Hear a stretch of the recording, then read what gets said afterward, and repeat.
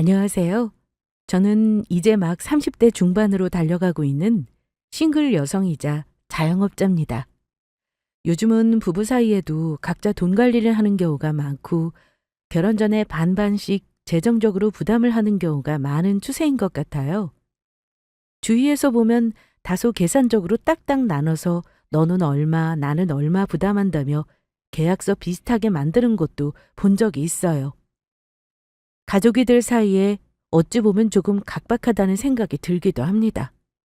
예전에는 남자가 집, 여자가 혼수라는 공식에 맞춰 결혼 준비하는 커플들이 맞았다지만 소위 요즘 MZ 세대의 결혼과는 그렇지가 않은 듯해요. 하지만 예전이든 지금이든 결혼을 약속한 사이라면 꼭 지켜야 할 약속이 있는 건 맞아요. 저는 그중 하나가 재정적으로 서로에게 솔직해야 한다는 겁니다. 돈이 많건 적건 내 있는 상황을 그래도 숨기지 않는 것이 중요하다고 생각해요. 저는 결혼이 어찌 보면 늦은 나이라고 할 수 있어요. 요즘은 결혼을 늦게 한다고 하지만 결혼해서 아이 낳을 것까지 생각하면 이른 나이는 결코 아니죠. 막상 결혼을 결심했을 때는 자꾸 아니다 싶은 상황이 생겼습니다. 3년이라는 시간을 연애하면서 남자친구와 잘 맞다고 생각했는데 그게 아니더라고요.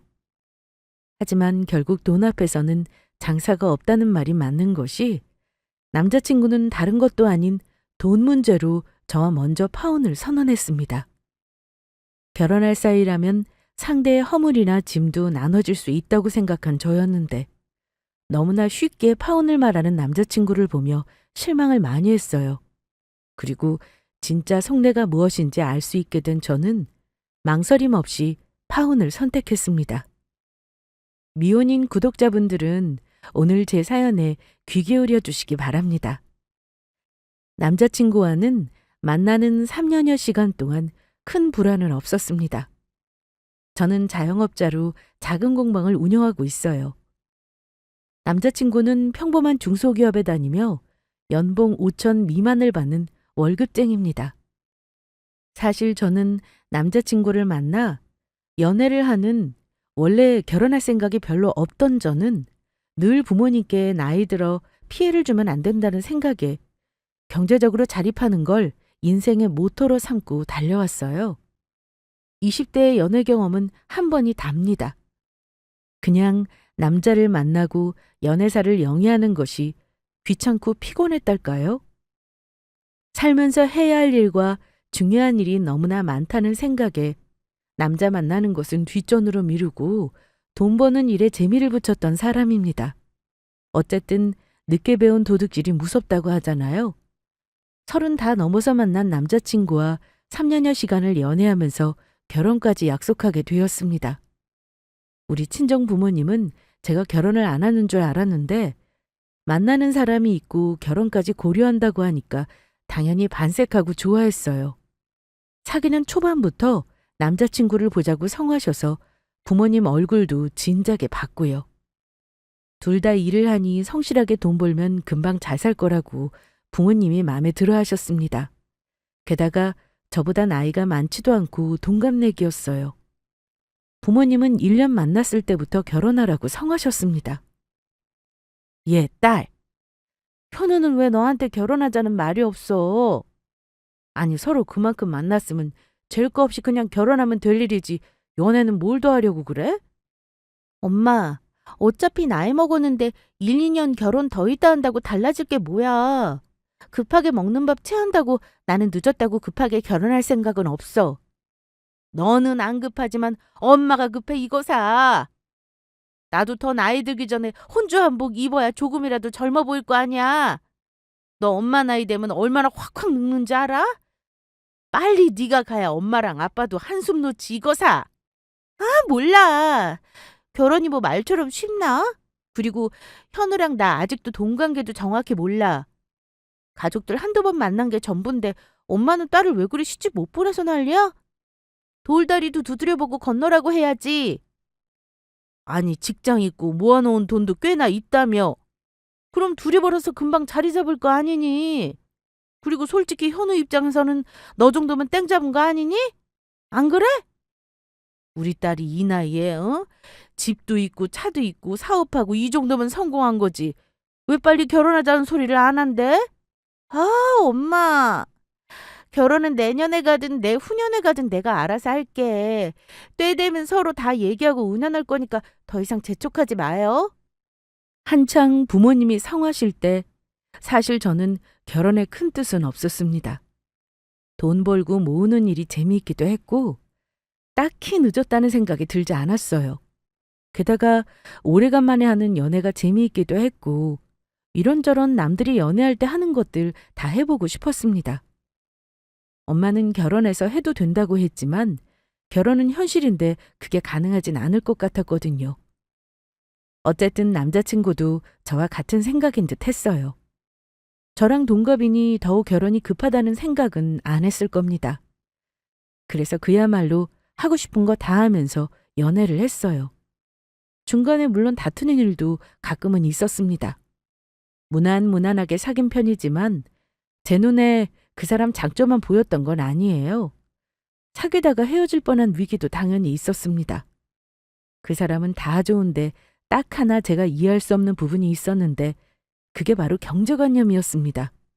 저는 자영업을 하니 당연히 남자친구보다는 수입이 더 많은 편이에요. 남자친구도 제가 수입이 더 많다는 건 알고 있었고요. 저는 무력이 없는 편이라 소비를 많이 하지 않고 돈을 곧잘 모으는 편인 반면 남자친구는 무력도 많고 투자니 뭐니 관심도 많고 또 취미 부자여서 늘 소비가 많았습니다. 한마디로 남자친구는 쇼핑도 좋아하고 먹는 것도 좋아하고 술도 좋아해요. 그런데 자기에게 쓰는 돈만 안 아까워합니다. 제가 뭐 하자고 하면 돈이 얼마냐 비싸다 하면서 어떻게든 안 할 방법을 찾으려고 하는 게 보였습니다. 그러면서 자기 살 건 다 사요. 아무리 비싸도 할부로 삽니다. 자기 거 쇼핑하고 사야 할 게 있으면 눈을 반짝거리면서 사요. 전 의문이 들 수밖에 없었죠. 왜 돈 벌면서 애인에게는 계산적으로 굴고 자기에게 쓰는 돈은 물쓰듯 쓰냐는 겁니다. 유일하게 싸우는 것이 있다면 그 점이었어요. 또 그 사람은 한 가지 취미에 빠지면 거기다가 한도 끝도 없이 돈을 쏟아붓습니다. 겨울에 스키나 보드에 빠지면 복장부터 시작해서 풀세트로 다 장만해야 하고요. 그것만 해도 수백이 깨지더라고요. 또 다른 때에는 게임에 빠져서 모니터부터 키보드에 헤드셋에 제일 좋은 것들로 장만하기도 하고요. 마라톤에 빠졌을 때는 무슨 수십만 원짜리 신발에 옷에 아주 난리도 아니더라고요. 문제는 그런 취미가 오래가는 건 하나도 없다는 겁니다. 제 눈에는 솔직히 다 낭비로 보였습니다. 한 번은 카드값 펑크난다는 말을 하길래 참다 못해 제가 한마디 하기도 했었어요. 매달 월급 받는 사람이 카드값 나갈 생각도 없이 돈을 마구 쓴다는 게 이해가 안 간다. 아니 대체 뭘 샀길래 그래? 카드값 얼마나 모자란 건데? 한 150 정도? 이번 한 번만 빌려줄 수 있어? 내가 한 번에 갚는 건 힘들고 나눠서 갚아줄게. 나도 할부로 쓰다 보니까 개념이 없어지더라. 이럴 때 애인 찬스 좀 쓰자, 어? 찬스라니? 내가 매번 너 모자라다고 하면 카드값이나 빌려주는 사람도 아니고. 게다가 이번이 처음도 아니잖아. 왜 돈을 규모 있게 쓰질 못하는 건데? 그럼 어째? 나 이 나이에 부모님한테 카드값 달라고 할 수는 없잖아. 그럼 연체해서 신용불량도라고? 한 번만 도와주라. 다음번에는 정말 주의할게. 아니? 이건 주의할 일 아니야. 취미인지 뭐지 다 그만두고 돈 쓰는 것부터 점검해. 이대로면 우리 2년이 아니라 5년 후에도 결혼 못해. 돈 없다고 한 번만 보태달라 사정하면 매번 싫다고는 해도 어쩔 수 없이 해달라는 대로 해주길 몇 번. 결국 제가 다짐을 받고 취미 활동을 정리하긴 했습니다. 그랬더니 나중에는 차에 관심을 가지더니만 수준에도 안 맞는 차를 사고 나서 이 정도는 자기가 플렉스할 수 있다나 뭐라나 하며 개소리를 한 적도 있어요. 할부로 나가는 돈에 매달 카드값에 다 감당하려면 돈을 모을 수 있는 거야? 우리가 지금 차 살 때는 아니잖아. 이 정도는 끌고 다녀야지. 나도 나이가 몇인데 매번 뚜벅이로 다니긴 싫더라. 너도 내가 좋은 차 타고 다니면 기분 좋잖아. 가만 보면 매번 생각 없이 소비하는 경향이 있어? 나한테 5년밖에 안 된 차도 있고 우리 결혼하면 그 차 타고 다니면 되는 거잖아. 근데 새 차를 덜컥 산다고? 할부 감당 못할까 봐 걱정된다. 못하기는 전혀 걱정할 거 없어. 너한테 절대 돈 빌려달라는 말 안 할게. 진짜 허리띠 졸라매고 아껴 쓰고 돈도 모을 테니까 믿어주라. 나중에 결혼하면 돈 관리는 전부 너한테 맡길게. 결혼 전에 마지막으로 하고 싶은 거 하나 했다고 생각하고 봐주라. 저는 모은 돈도 정확히 말 안 해주고 덜컥 차부터 사버린 남자친구가 믿업지 못했습니다. 아무리 결혼하면 나더러 돈 관리를 하라고 한다지만 이렇게 경제관념이 없는 사람에게 내 인생을 맡겨도 되나 싶었어요. 웃긴 건 소비 습관은 이런데 자기 돈은 또 악착같이 집착이 심해서 남에게 돈 쓰는 건 아까워한다는 사실이에요. 조금 치사한 얘기긴 한데 데이트할 때도 저에게 좀 지독하게 계산적으로 굴기도 했습니다. 제 생각은 그렇습니다. 저도 돈을 버는 사람이고 나이도 이미 30이 넘었을 테니 남자 여자가 데이트를 하면 남자가 데이트 비용을 다 써야 한다는 것은 제 생각에 맞지 않는다고 봅니다. 상황에 맞게 그날에 따라서 자연스럽게 내야 하는 게 맞다고 생각하는지라 데이트할 때도 남자친구가 영화를 보여주면 저는 밥을 사고 1차로 맥주를 사면 제가 2차로는 다른 걸 산다던가 하는 식으로 데이트를 했어요. 남자친구가 돈을 다 써야 하는 건 아니지만 어느 순간부터 남자친구가 하나를 하면 저 역시도 하나를 꼭 해야 하는 상황이 되곤 했습니다. 남자친구는 저에게 예전부터 줄곧 해온 말이 있어요. 여자가 무언가를 바라면 싫다나요? 그래서 어린 여자를 안 만나고 동갑이나 나이가 많은 연상이 좋다고 하더라고요. 나는 네가 남자한테 바라는 게 없어서 좋더라. 이래서 내가 돈 없는 어린애들 안 만나는 거야. 나보다 나이가 어리면 꼭 남자한테 바라는 게 많더라. 그래서 현우 너는 내가 너한테 바라는 게 없어서 좋다는 거야? 그건 좀 기분 나쁜데. 꼭 금전적인 게 아니더라도 연인끼리는 뭘 바랄 수도 있는 거 아닌가? 그럴 때마다 계산적으로 네가 해준 것만큼만 내가 하겠다고 하면 뭐하러 사귀고 결혼을 해? 차라리 계약 결혼을 하지? 아니 내가 너무 심했나? 꼭 그렇다는 게 아니라 그냥 남자한테만 너무 짐을 지우는 게 싫다는 거지. 내 말 오해는 마라. 남자친구가 여자에게 바라는 거 많은 게 싫다고 했고 제가 그 사람에게 뭐 대단한 걸 바라거나 비싼 선물을 해달라고 한 적은 없습니다. 그런데 조금 치사하다 싶을 정도로 작은 것부터 저에게 무엇이든 내가 하면 너도 해야 된다는 논리가 조금 황당했습니다. 매번 데이트할 때마다 내가 영화를 보여줬으니까 네가 밥은 사줘라 이런 식이었고 오늘은 내가 돈을 이만큼 많이 썼으니 내일은 그만큼 저더러 쓰라고 하는 둥 항상 자기가 돈을 쓴 만큼 대가를 저에게 받으려고 했습니다. 그런데 이런 게 한두 번이면 괜찮죠. 매번 만날 때마다 저러면 얼마나 짜증이 나는 줄 아시나요? 저만 그런지 몰라도 그런 치사한 남자 정말 싫거든요. 물론 돌아가면서 데이트 비용 내고 하면 좋죠. 하지만 서로 어린 나이도 아니고 돈을 버는데 자기에게 쓰는 돈에 비해 저에게 유독 인색한 건 꼴 보기 싫었습니다. 그래서 그만 만나고 싶다는 말을 한 적도 있습니다. 그러자 남자친구가 저에게 매달리면서 고쳐보겠다고 다짐을 했어요. 자기가 장남이지만 조금 이기적인 면이 있어서 자기한테 쓰는 돈은 안 아까워도 다른 사람에게 돈 쓰는 건 왜 그리 아까운지 모르겠다면서 미안하다고 하더라고요. 또 본인에게 들어가는 돈을 과소비하는 씀씀이를 고쳐보겠다고 하니까 마음을 다시 돌리게 되었습니다. 그때는 결혼하자는 구체적인 계획은 없었지만 양가 부모님이 우리 둘이 결혼을 염두에 두고 만나는 것도 알고 계셨고 당연히 결혼하겠거니 믿고 계셨습니다. 가뜩이나 엄마는 결혼을 빨리 추진하길 바라고 계시는데 실망시켜드리기도 싫었고 게다가 돈 관리를 내가 도맡아 하면 적어도 남자친구가 돈을 규모 없이 쓰도록 컨트롤할 수 있겠다 싶었어요. 또 가까운 사람에게까지 유독 계산적으로 구는 모습도 자기에게 돈이 없으면 나아지겠다 싶었습니다. 그래서 싸우기도 하고 고치려고도 하다가 나중에는 마음을 그냥 내려놓게 되었습니다. 제 잔소리 덕분인지 취미생활에 들어가는 돈도 많이 줄이긴 했어요. 저는 월급이 아니라 자영업을 하면서 수입은 많아도 언제 수입이 적어질지 모른다는 불안감이 늘 있었던 사람이라 돈 관리는 꼼꼼히 하는 편이에요. 그리고 재테크에도 관심이 어릴 때부터 많았어요.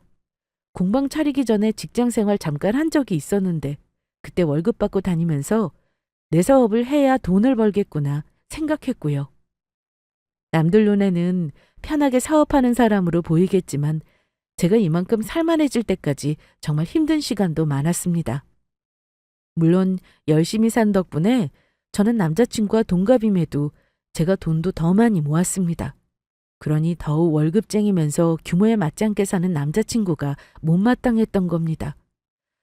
게다가 저에게는 다소 인색하게 구는 것이 마음에 걸렸지만 어쨌든 고칠 수 있다고 생각했으니 그런 면을 감수하기로 했고 결혼하면 저에게 돈 관리를 맡기기로 다시 한번 약속을 했습니다. 부모님들이 워낙 결혼 재촉을 하시니 더는 미루지 못할 것 같아 사귄 지 3년 차 될 때 결혼을 결심했습니다. 양가에 정식으로 인사도 다시 드리게 되었어요. 그런데 결혼을 하기로 마음먹고 예비 시댁에 가니까 전에는 몰랐던 것들이 자꾸 눈에 보이더라고요. 일단 집안 경제력이 차이가 나도 너무 난다 싶었습니다. 우리 부모님은 대단한 부자는 아니어도 적어도 자식들에게 기대지 않을 만큼 수입이 있으시고 노후 준비도 다 해놓으셨어요. 그런데 시댁은 일단 아버지가 돌아가시고 안 계셔서 실질적인 가장 노릇하는 사람이 남자친구였습니다. 형편이 뭐 아주 어려워 보이지는 않았어요. 다만 남편은 남동생과 같이 어머니에게 매달 생활비를 지원해드려야 한다고 했어요. 그 얘기 들으니까 결혼 말 나오기 전 온갖 취미를 섭렵하던 남자친구가 더욱 한심하게 느껴졌습니다. 어머니에게 용돈도 드려야 하는 사람이 왜 그동안 아무 생각도 없이 돈을 썼나 하고요. 어쨌든 결혼하겠다고 했을 때 이미 저를 알고 계시는 예비 시어머니가 좋아하실 줄 알았어요. 그런데 막상 아들이 결혼하겠다고 하니까 아들이 동갑인 저와 결혼한다는 게 아쉬운 생각이 드셨는지 아주 좋은 기색은 아니셨습니다. 그리고 그 집 어머니를 보니까 남자친구가 왜 그런지 조금 이해가 가기도 하더라고요. 어머니가 말씀하시기를 시아버지 돌아가시고 나서 워낙 형편이 힘들어 아들이 하고 싶다는 걸 한 번도 마음껏 뒷받침해 준 적이 없다고 했습니다. 그 점이 미안하시대요. 그리고 저랑 사귈 때는 제가 능력 있고 똑똑하다고 하도 자랑을 해서 아들이 이제 좋은 여자 만나 기 좀 펴고 살려는가 보다 했다시네요. 하지만 제 나이가 너무 많아 애 낳는 문제 생각하면 마음에 걸린다고 실없는 소리도 하셨습니다. 현우가 결혼하겠다고 하길래 예상은 했다만 정말 너라 결혼까지 할 줄은 몰랐지 뭐니? 여자치고는 결혼이 늦은 나이라 솔직히 내가 걱정이 된다 얘. 어쨌든 결혼하기로 했다니까 축하한다. 그래도 우리 아들이 너랑 만나는 동안 얼굴이 폈으니 좋은 짝은 맞는 거지. 그래, 가족들 만나는 날은 언제로 하고 싶니? 상견례는 저희 부모님이 결혼 준비 얼추 되면 하자시는데요. 결혼 준비하면서 궁금한 거 있으면 자주 연락드릴게요.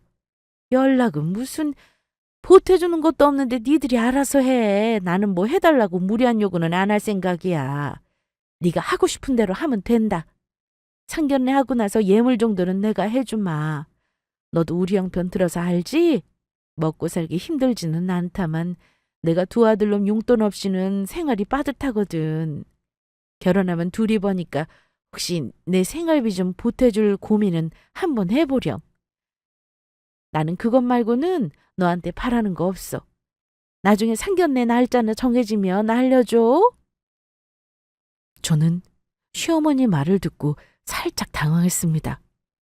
우리 부모님은 딸이 결혼한다고 하니 필요한 건 없는지 두 분이 도와줄 건 없는지를 여쭤보신 것과 반면 시어머니는 제일 처음 결혼 얘기를 듣자마자 돈이 없다는 말과 생활비 얘기부터 하셨으니까요.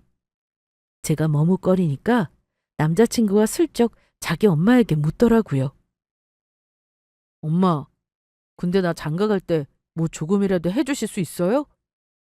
내가 집 사달라는 말은 차마 못하겠지만 그동안 내가 열심히 생활비 들였으니까 현금 조금은 보태주실 수 있죠? 아들 키워놔도 소용없다는 말이 딱 맞네. 너는 알아서 결혼하겠다는 말은 못할 망정 엄마한테 돈 달라는 말이 그리 쉽게 나와?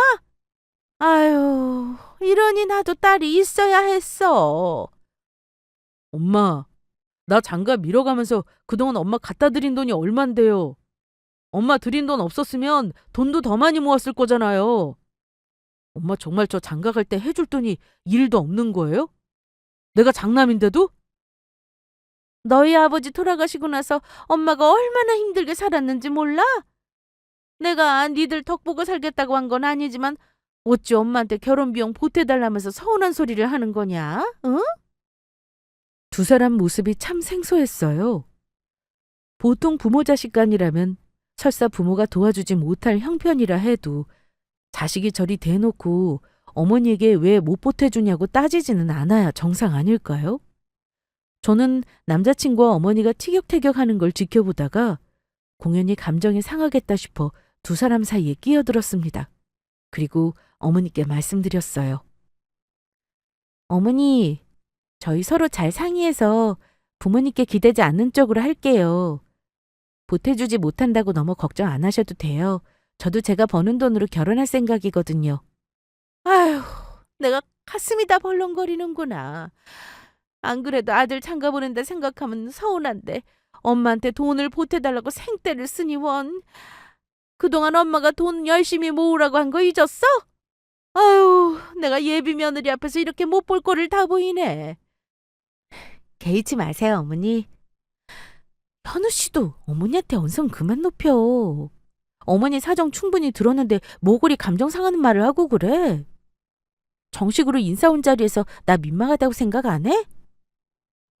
그래, 알았어. 내가 네 입장을 생각 못했다.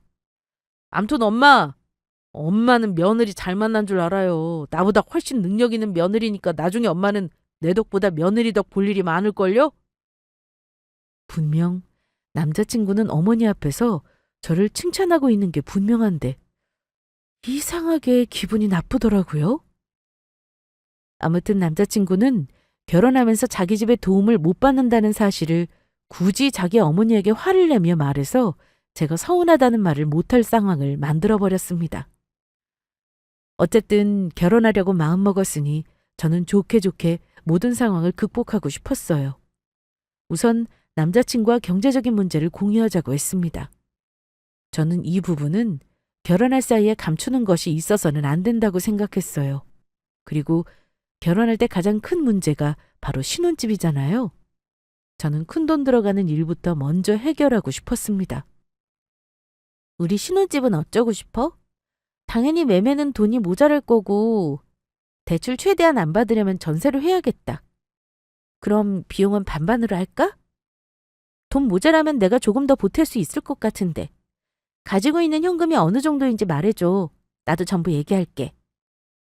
그런데 어쩐지 남자친구는 제 눈치를 보기만 하고 말을 딴 데로 돌리려는 듯 했습니다. 근데 집이야 뭐 우리 상견례 하면서도 논의해도 되지 않아? 실은 내가 지금 주식에 묶인 돈이 있어서 가용 현금이 많지가 않아. 일단 바로 쓸 수 있는 돈은 2천만 원 정도니까 이걸로 결혼 비용하고 네 돈으로 보증금 먼저 내는 건 어때? 뭐? 그럼 주식에 묶인 돈은 얼만데? 지금 바로 보여줄 수 있어? 그랬더니 다급하게 싫다고 하더라고요. 아이, 아직 손해를 좀 보고 있어서 보여주기가 그러네. 나중에 주식 싹 다 팔고 그때 보여줄게. 현금은 한 1억 정도 되니까 걱정 말고. 1억이나 주식에 넣어놨다고? 너무 위험하게 투자한다. 나도 주식을 하지만 현우 씨처럼 재산 대부분을 투자하지는 않아. 그러지 말고 손에 적으면 빨리 매도해서 현금화해. 그리고 우리 결혼하면 내가 돈 관리하겠다고 한 거 잊지 않았지? 그럼 당연하지. 그건 내가 말한 거잖아. 암튼 지금은 나 주식 바로 못 팔아. 일단 네 돈으로 준비하고 나중에 싹 정산하는 걸로 하자. 뭔가 석연치 않았지만 워낙 자신 있게 말하길래 일단 알았다고는 했어요. 상견례 전에 양가 부모님 양해 얻어서 결혼식 날을 먼저 잡았고 식장 예약과 신혼여행만 예약을 해줬습니다. 물론 제 돈으로 했고요. 저는 2억 중반대 예산에 맞는 전셋집을 알아보러 다녔어요. 다행히 집을 얻으려는 동네가 20, 30년 된 구축 전세가 많아 전세 가격이 좀 싼 편입니다. 저는 회사 다니는 남자친구보다 시간적인 여유가 있는 편이라 엄마와 집을 보러 다녔어요. 그런데 그중에서 몇 군데 괜찮은 곳을 남자친구와 같이 보러 가기로 한 주말에 일이 터지고 말았습니다. 집을 보러 가기 전에 할 말이 있다며 저를 데리러 왔더라고요. 그리고 대뜸 한다는 말이 차를 팔겠답니다. 저는 남자친구 수입에 맞지 않는 차가 눈에 가시였던 터라 잘 생각했다고 했어요. 그런데 남자친구가 할 말이 더 있다고 하더니만 잠시 머뭇거리더라고요. 대체 무슨 말인데 이렇게 뜸을 들여? 괜찮으니까 빨리 말해. 차 팔기로 결정한 건 잘했어. 나도 차가 있는데 한 대로 쓰면 되지. 애도 없고 2대는 필요 없어. 차 판 돈은 집 보태는 데 쓰면 되겠다. 저기 수진아, 그게 실은 차 판 돈 나 빚 갚는 데 쓰려고 결혼 전에 판 거야. 저는 당연히 결혼 비용에 보탤 거라 생각했는데 갑자기 빚 갚는 데 쓴다는 말을 하더라고요. 빚이라니. 저는 전혀 들은 바가 없어서 순간 할 말을 잃고 멍한 채로 있었습니다. 어? 빚? 빚이라니? 현우 씨가 빚이 있었나? 나한테 그런 말 없었잖아. 차 팔아서 빚을 갚는다니? 저는 깜짝 놀라 되물었고 남자친구는 저를 똑바로 보더니만 엄청난 사실을 털어놓았습니다. 어떻게든 내가 해결해 보려고 했는데 어차피 너도 알게 될 거니 솔직해야 할 것 같아서 말이야. 실은 내가 주식에 넣어놨다는 그 돈 대출이야. 대출? 주식에 넣어놨다는 그 1억 말하는 거지. 그럼 손해라도 당장 팔아서 그 빚 갚으면 되는 거잖아. 그럼 되지 뭐가 문제야. 그게 아니니까 하는 말이지. 실은 그 돈 주식에 놓고 불려볼까 했었거든. 근데 주식이라는 게 내 마음대로 안 되더라. 나는 더도 말고 덜도 말고 1억으로 하루에 딱 10만 원만 수익 보려고 했었거든? 근데 몇 달 만에 돈이 삭제되는 거야. 그래서 고스란히 갚을 빚으로 남아버렸어. 나도 진짜 죽을 맛이다. 저는 왜 남자친구가 돈은 안 보여주고 돈 얘기만 나오면 얼버무렸는지 이유를 그때서야 알았습니다. 미쳤구나 정말. 그럼 나한테 1억 있다고 한 게 거짓말이었네? 게다가 전부 빚이었고? 대체 뭐 하느라고 진 빚인데? 아이, 그냥 그때그때 필요해서 받아보니까 그렇게 늘어났어. 그러다가 통으로 대환대출을 했더니만 아휴 1억으로 빚이 불어나더라. 정말 말하려고 했어. 근데 너한테 미안해서 미루다 보니 이렇게 됐네. 거짓말하지 마. 웃기는 소리도 하지 말고. 나한테 말하려고 했다고? 웃긴다. 식장 다 예약하고 상견례 날 잡아놓은 마당에 빚을 고백해? 게다가 결혼해서 같이 갚자니 이거 고의적인 거 아니야? 고의라니 수진아. 일단 화만 내지 말고 내 말 들어봐. 1억 그렇게 큰 돈 아니야. 내 연봉이 5천이 넘고 너는 나보다 수입도 더 좋잖아. 결혼해서 너랑 나랑 둘이 갚으면 솔직히 맘먹고 3년이면 갚아. 그래서 말인데 결혼은 일단 네가 가진 돈으로 하고 모자라면 너 명의로 대출받자. 너한테 경제권 다 넘기고 나는 용돈 받아서 쓸게. 대신 빚은 우리들 수입으로 같이 갚는 걸로. 어? 남자친구 목적은 그거였습니다. 빚을 혼자 갚기 힘드니 결혼해서 같이 갚자는 것이었어요. 솔직히 자기는 속 편한 거죠. 저보다 수입도 적은데 맘 편히 저에게 용돈 받아 쓰고 자기 빚도 내 돈으로 보태서 갚으면 누구 속이 편하겠습니까? 돈 문제를 속인 것도 열받았지만 같이 갚을 계획을 짜며 머리를 굴린 남자친구가 너무 괘씸했습니다. 결혼 전에 다른 것도 아닌 이런 거짓말을 한 사람을 저는 믿고 결혼할 수가 없을 것 같았어요. 현우 씨, 나한테 한 번도 빚 있다고 말한 적 없어. 그런데 결혼 전 자기 마음대로 진 빚을 왜 내가 같이 갚아줘야 해? 갚으려면 혼자 갚아야지? 아이, 참 팍팍하게 구네. 너는 이해해 줄 줄 알았는데 내가 너랑 결혼 결심한 것도 돈 문제라면 네가 외면 안 하고 같이 해결해 줄 것 같아서였어. 내가 뭐 10억 빚을 진 것도 아니잖아. 그러지 말고 딱 절반씩 갚는다고 생각하자. 내가 경제권을 너한테 준다는데 이게 뭐가 어렵다 그래? 제가 화내는 포인트를 전혀 이해하지 못하더라고요. 저는 이미 금전 문제를 속였다는 걸 알았을 때 이 결혼은 못하겠다는 결심을 했습니다. 그래서 저도 똑같이 남자친구에게 말했어요. 경제권 문제가 아니야. 현우 씨 빚이 1억? 내 빚은 어쩌고? 나도 빚 갚을 거 있어. 그럼 내 빚도 같이 갚아줄래? 경제권 나 필요 없어. 빚은 내가 더 많은 것 같으니까 현우 씨가 관리하고 내 빚도 같이 갚자. 그럼 어때? 제가 빚이 있다는 말을 하니까 남자친구는 눈빛이 순간적으로 돌변해버렸습니다. 뭐? 수진이 네가 무슨 빚이 있다는 건데? 너 지금 나한테 화나서 거짓말하는 거 아니야? 내가 쓸데없이 거짓말할 사람으로 보여? 못 믿겠으면 보여줄게. 봐. 저는 은행 계좌를 열어 대출 현황을 확인시켜줬습니다. 그랬더니 남자친구는 액수를 확인하고는 눈을 크게 뜨더라고요. 뭐야, 2억? 너 2억이나 빚이 있었어? 대체 너는 뭐냐? 너야말로 나보다 대출도 많은데 지금 와서 이걸까? 이 큰 돈을 같이 갚자고? 와, 나 지금 뒤통수 오지게 맞은 기분이다. 뭐? 2억?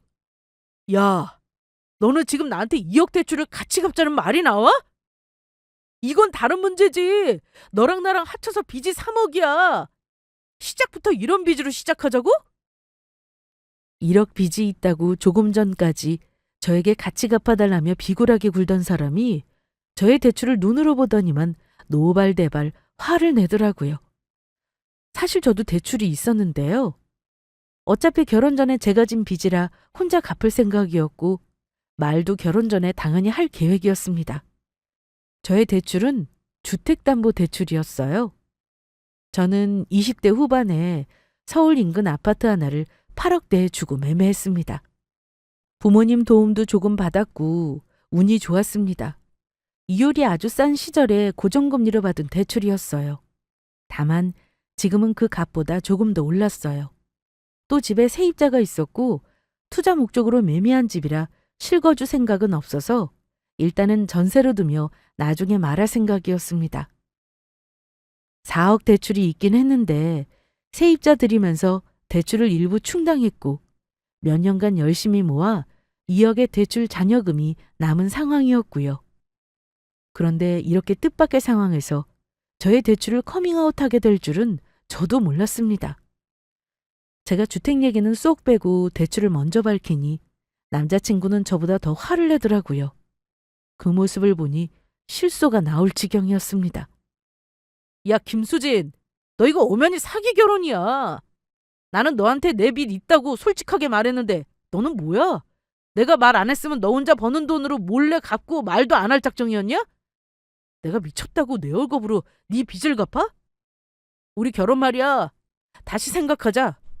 이건 아니지. 시작부터 3억 빚잔치라니. 난 자신 없다. 심지어 먼저 결혼을 다시 생각하자고 하길래 저는 그 말을 놓치지 않고 덥석 물었습니다. 다시 생각하자니? 뭐 파혼이라도 하자는 건가? 내 빚은 같이 못 갚아주겠다 이거네? 1억이랑 2억이랑 같냐? 와, 나 진짜 큰일 날 뻔했네. 너랑 결혼했다가 완전 인생 망할 뻔했잖아. 우리 집에서 너 2억 빚 있다는 거 알아봐라. 우리 엄마 너 머리채 잡아. 그냥 우리 둘이 조용히 파혼하고 끝내자. 파혼? 좋아. 지금 분명 먼저 파혼하자고 했다. 번복하지 마.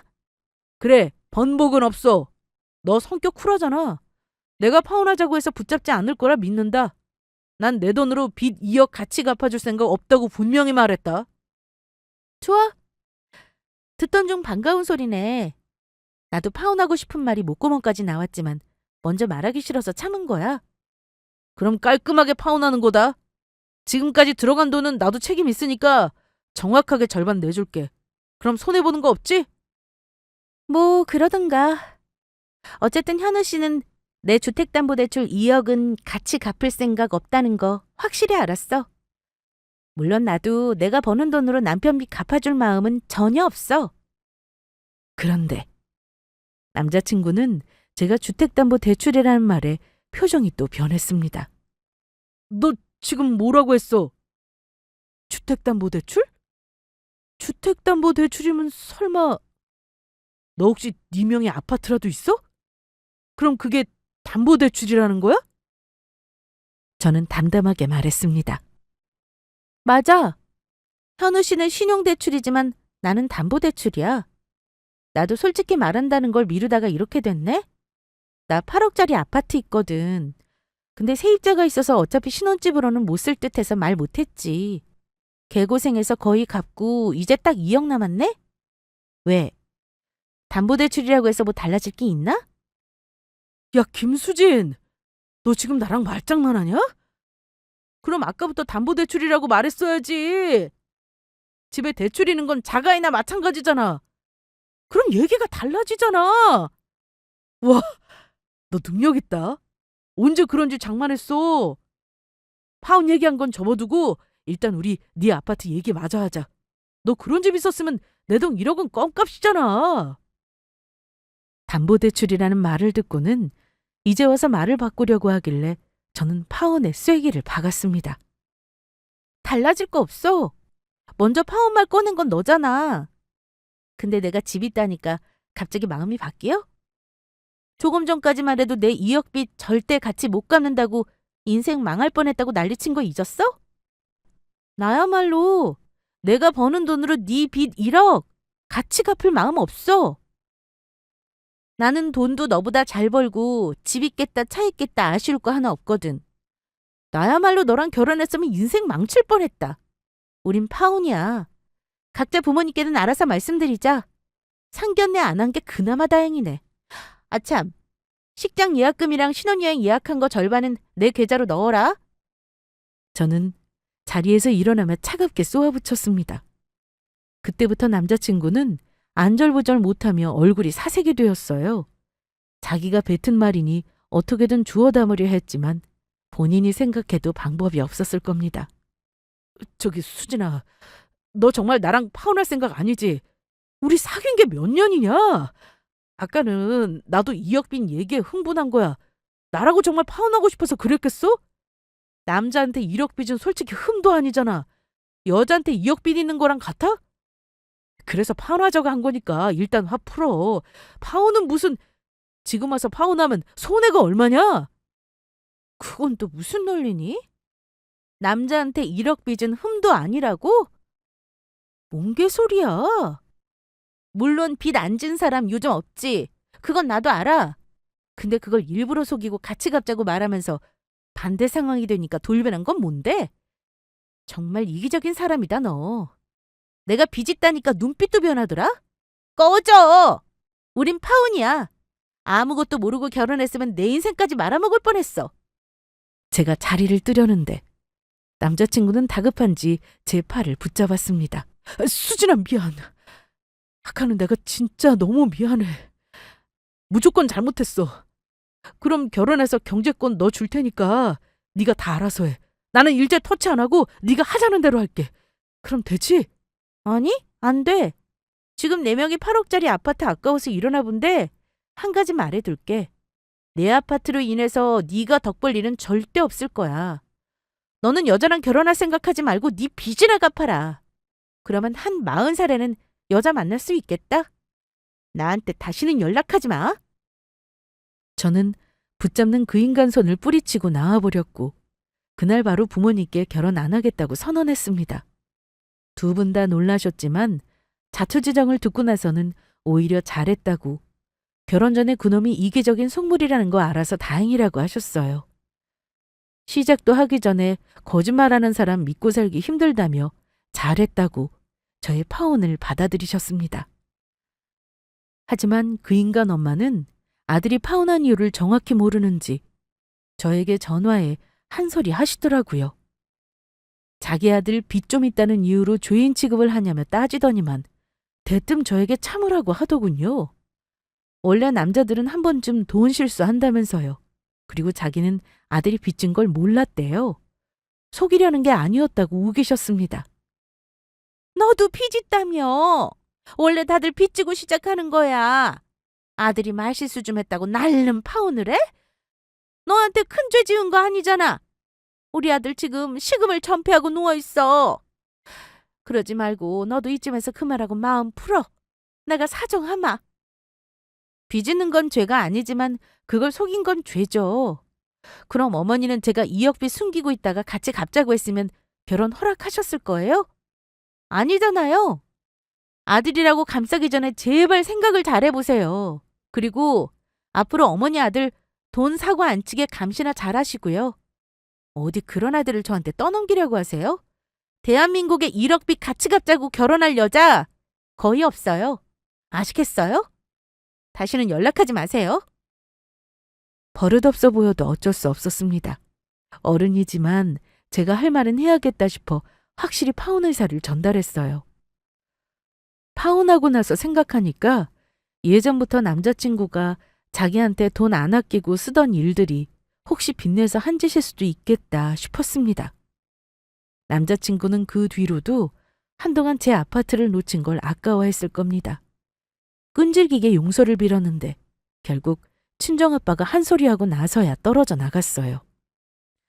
제 생각일 뿐입니다만 아마 그 사람의 이기적인 마인드와 경제적인 관념은 결혼해서도 쉽게 바뀌지 않겠죠.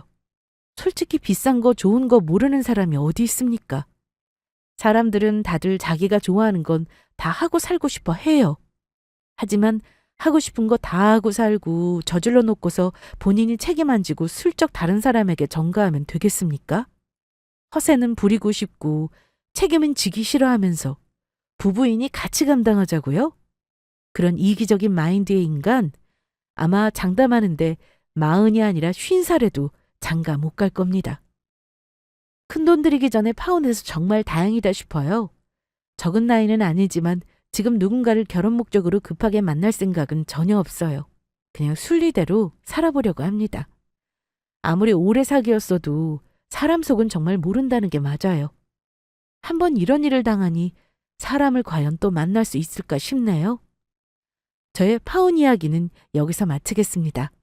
끝까지 들어주셔서 감사합니다.